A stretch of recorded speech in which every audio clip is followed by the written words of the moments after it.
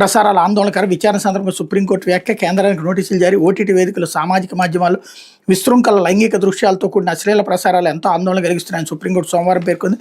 ఆయా వేదికలపై లైంగిక విచ్చలవిడితనంతో కూడుకున్న ప్రసారాలను నిషేధించాలని దాఖలైన పిటిషన్పై సమాధానం చెప్పాలని కేంద్ర ప్రభుత్వానికి ఇతరులకు నోటీసులు జారీ చేసింది. ఈ విషయంలో శాసన నిర్మాణ వ్యవస్థ, పార్లమెంట్, శాసనసభ లేదా కార్యనిర్వాహక వ్యవస్థ చర్యలు తీసుకోవాలని justice B R, justice Augustine, justice మనీహుల ధర్మాసనం ఆదేశించింది అన్నటువంటి వార్తల్ని హైలైట్ చేశారు. లేకపోతే సార్లకు సమయం లేదు, 480 కేంద్రాలు ఇప్పటికే ప్రారంభంగానే కుట్టు శిక్షణ, అధికారులు సంప్రదిస్తున్న దాటవేస్తున్న ఎమ్మెల్యేలు, మహిళల ఎదురుచూపులు, దేవుడు వరం ఇచ్చిన పూజారి కనికరించినట్టుంది కొంతమంది ఎమ్మెల్యేల తీరు.